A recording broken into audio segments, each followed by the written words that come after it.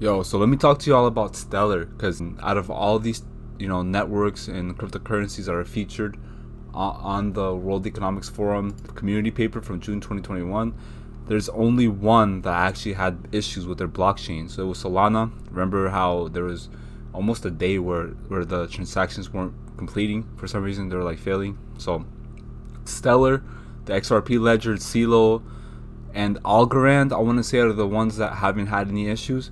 I've heard that Cardano, though, this one's struggling. Like, they don't have a working product, so it's failing when you compare that to HBAR. People even go as far as to say that there's no comparison between HBAR and Cardano. Like, they are so different, it's like night and day. You can't even compare them, because obviously HBAR and XRP are far more superior to Cardano on so many different levels. So the fact that Cardano and just Solana that are the only ones that are kind of lagging behind the rest of the pack, I feel like Stellar, I'm still gonna say Stellar, XRP, CeeLo, and Algorand from this list that is being featured right here on the World Economic Forum. I think these are the ones that we will see a lot of development happen on top of these networks.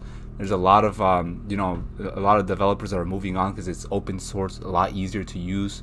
The Stellar Development Foundation, they're a non-profit organization. They're part of the Hyperledger Fabric. They're a member of the Hyperledger, as well as Stellar is connected to IBM, and IBM is a Hyperledger Premier member, along with Accenture. So they have those connections together. And HBAR is here, Quant, R3, Ripple's here. All right, there's a bunch of banks here. So basically, anything that's connected to the Hyperledger is going to survive the new financial system, the two-tier society. Now, Stellar is actually working with the crypto exchange called the Bitso. So they're actually integrating the Stellar blockchain so that they can, build the USDC stable coins on top of that and make it so that it solves issues that arise from blockchain fees. This is going to definitely decrease transaction costs. It's going to increase the speed of settlements between the different pairs of currencies that take place in Bitso. But this is also going to increase interoperability. So you guys know that interoperability is a huge part of a working stablecoin. It has to be interoperable for it to work properly, for it to be efficient enough to be chosen as a preferred one, a preferred like on and off, like asset or whatever. Same thing with CBDCs. They have to be interoperable. We found that out from the IMF, the World Bank. They all said that interoperability is a major component of a working CBDC that's built for retail use. And this is going to also improve its customer experience and expand its product offerings. So that's what the Stellar and Bitso partnership is actually doing.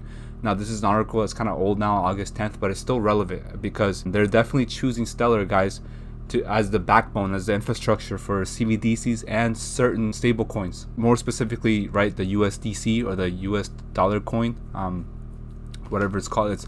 It's just for people in other countries to be able to use their fiat currencies and have a cheaper USD to Mexican payment rail to be able to purchase those assets.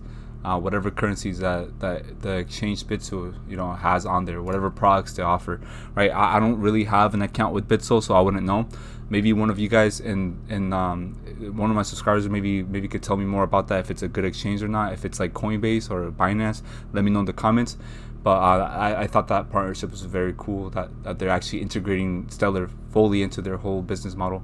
But cybersecurity firm JK8 is going to integrate Stellar in its custody solutions. So JK8 is massive in Israel. So they have part of their partnerships that they have include eToro, which is a social trading platform. They also have Aeon UK. Prosegur is one of the largest custodians with more than 400 billion in assets under management. So JK8 is massive. The fact that they chose Stellar so that they can utilize that token to settle transactions offline is just going to increase security, and it's going to allow them to be able to defend themselves from cyber attacks, right? Because they're going to be able to complete whatever transaction they need off the internet, off the grid, basically. So it says the custody solution has removed all loopholes that will predispose it to cyber attacks. Additionally, transactions that will be initiated will be subject to higher scalability alongside enabling high transaction frequencies. You guys already know from the World Economic Forum, apparently the Stellar's ledger limit is currently set at 1,000 operations per ledger, with ledgers closing approximately every 5 seconds, but there's a limit of 250 transactions per second. You know, obviously XRP blows everything out of the water when it comes to, you know, the speed and the technology of it, but you know, Stellar's right there, man. It's right there. And I wouldn't be surprised if they got an upgrade to their, you know, network, and that would make it more future proof, right? And it's going to make it scalable. It is something that's going to be able to interoperate with other networks as well, so that's going to give it an edge over the competition, you know, over Bitcoin, right? Because with the Latin American exchange Bitso, they were using Bitcoin as their bridge asset. Now they're switching from Bitcoin to utilizing the USDC that's built on the Stellar network. So, you know, a lot more utility, guys, for Stellar. And Stellar is just going to provide a better customer experience. And not only that, but when there's a better customer experience, there's more people that are going to sign up to utilize that service. This is the Stellar and the CoinQvest case study. And this is how Stellar was able to help out CoinQvest. So they lowered the fees, increased the speed at which those transactions were completed, and on top of that, it increased the ease of use, guys. Again, that's like one of the main focuses on this video right now. Is like ease of use, user experience. That's like number one, right? The reason why Amazon is the number one retailer right now is because of the ease of use, guys. The user experience. Everything is just built, you know, it's built for us, for the customer. It makes you want to come back and buy stuff from them because they're so customer oriented. That's why it works. That's why they're so popular. Same thing with Stellar. They're going to be so easy to use. So you're going to be able to build on top of this, like, because it's open source, whatever. Most people are going to flock to the Stellar network. This is for peer-to-peer, you know, banking. So this is like, you know, retail basically. This is not like RippleNet, which is built for banks or institutions. So there's a clear difference between Stellar and obviously the XRP ledger, but this is going to also increase transparency. So the Stellar network reaches consensus similar to the XRP ledger and updates the ledger with the latest set of transactions every few seconds. This data is then routed to CoinQvest platform, ensuring an accurate and up-to-date transaction history that merchants can reliably consult to keep track of payments.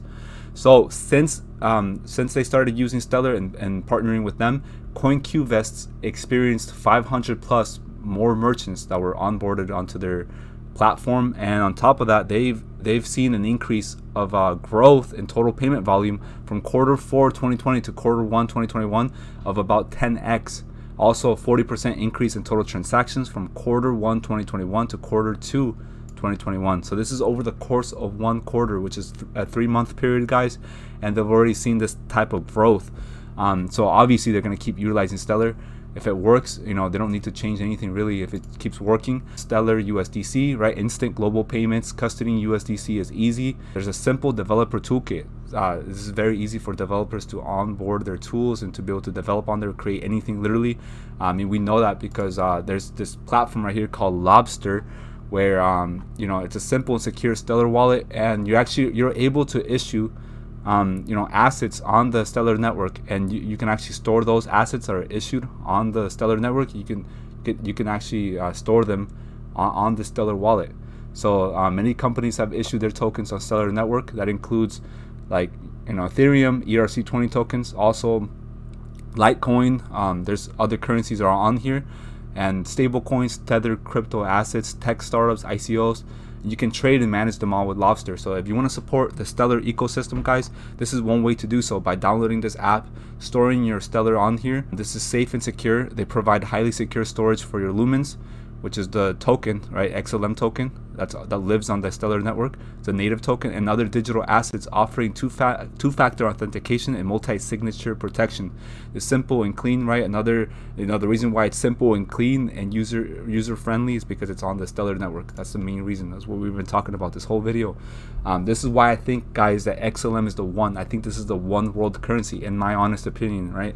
Because it's just going to be so easy for everyone to utilize. Everyone, no matter what language, no matter what country or continent you're from, they're going to be able to bank the unbanked, guys. This is why they're going to choose the Lumen, just like Kendra Hill said, as the one world currency. I mean, it's like right in our faces, bro. But we just kind of like overlook it. We kind of look at green candles. So we tend to focus on what's trending and where there's hype. But this is something that's like really, like, I'm not gonna say it's flying under the radar because it's already 32 cents, but not that many people are talking about Stellar, which surprises me, man.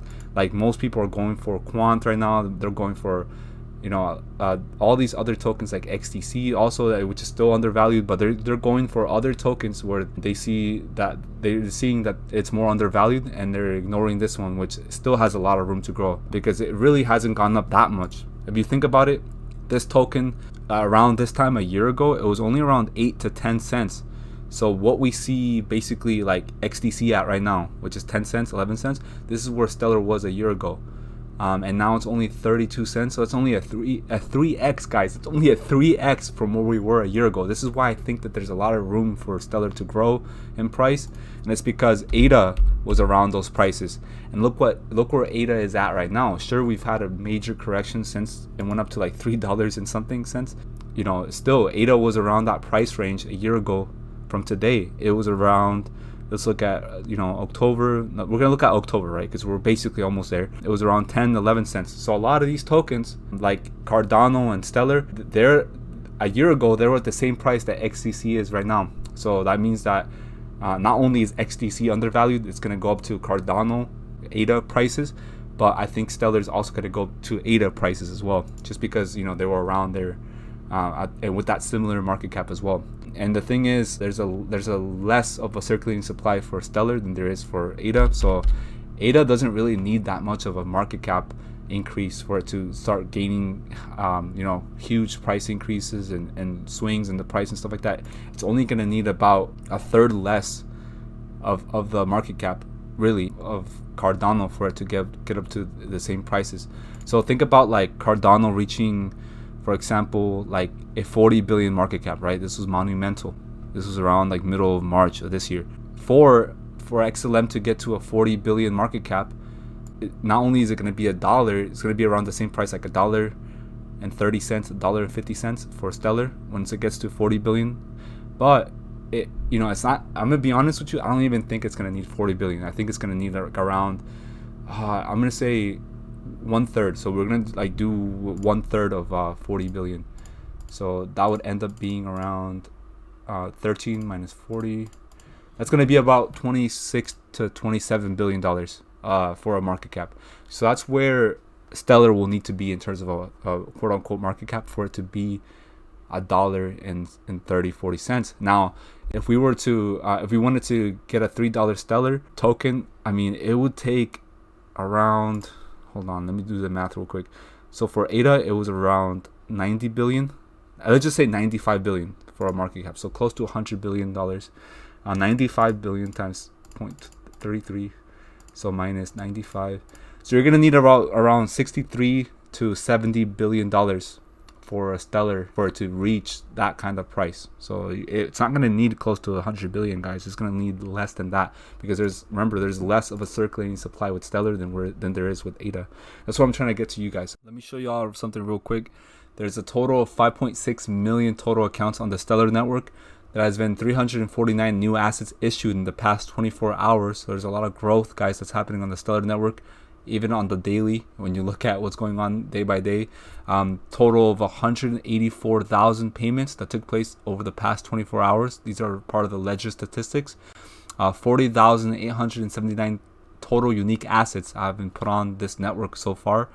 And we've experienced around 600,000 in account growth in the past 9 months. So this is from the beginning of this year until now.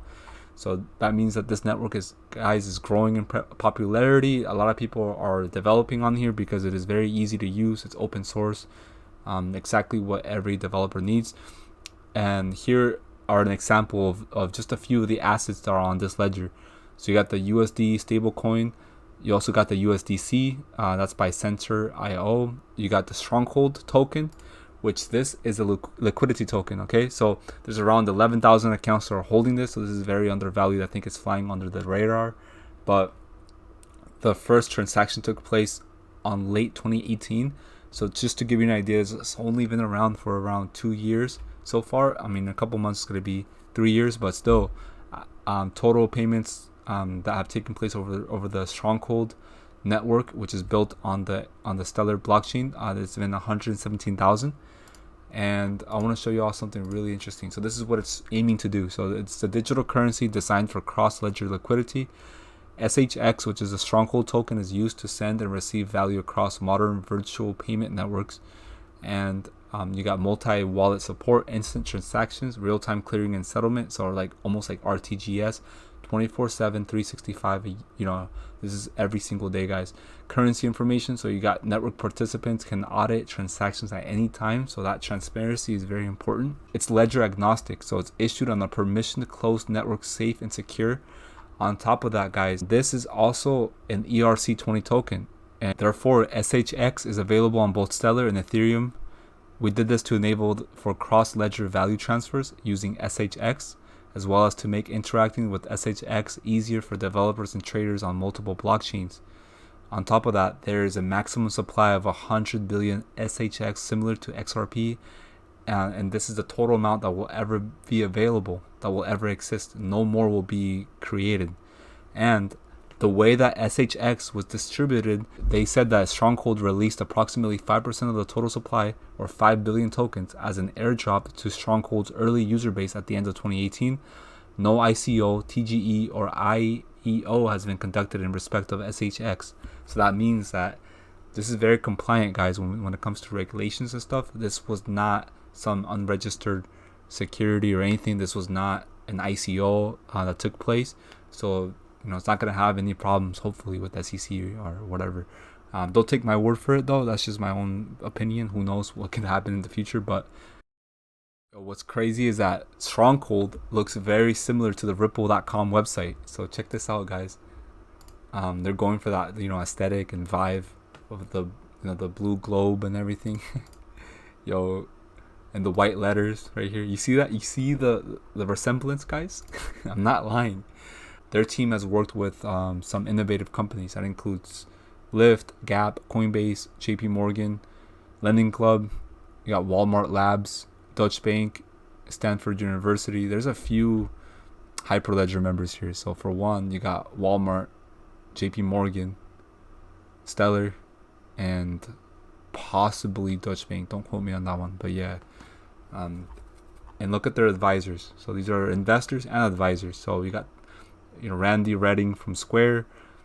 He's a part of the founding team. You got Bancorp Bank, NerdWallet, SoFi, Hired, Hacking Growth Protocol, Bessemer Venture Partners, someone else from Bancorp. She's the founder and former CEO of that company. Marquetta, you know, so just to give you an idea, bro, what kind of project Stronghold is. This is the current price. It's literally 1.5 cents.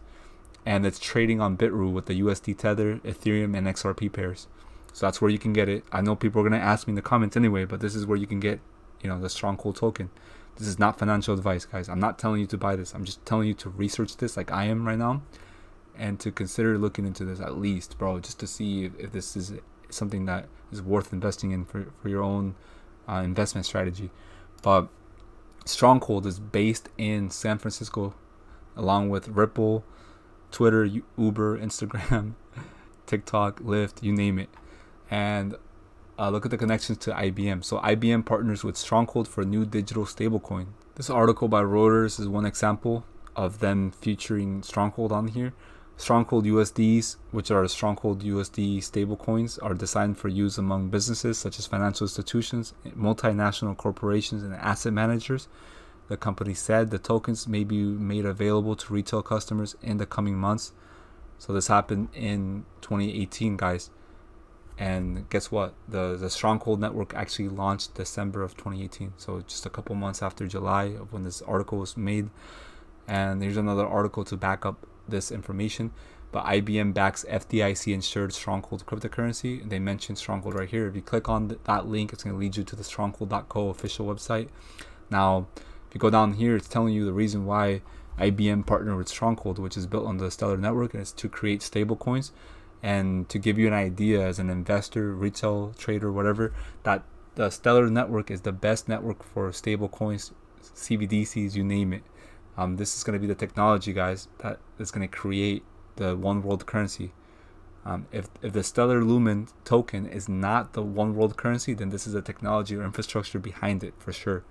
but that's just my own personal opinion. So yeah, we've reached the end of the video. Thank you all for supporting me, for sharing these videos, man, for liking them. All that you guys are doing is just helping me grow. So I definitely don't take it for granted. I do see every single comment that you guys leave. So if you did enjoy this video, definitely leave a like. That way the algorithm can pick this up and promote it to even more people. And that's all I ask from you guys. Also, if you comment, just comment anything, bro. Like anything. Just put. You can put rocket emojis, or if you have any suggestions for future uploads, that's how you can actually let me know what you want me to post next. Just comment, and I'll get to it as soon as possible. And also, subscribe to my channel if you're new for whatever reason, bro. Subscribe, hit the bell for notifications so you guys don't miss out on future uploads. I love you all. I'll see you guys later. I'm out.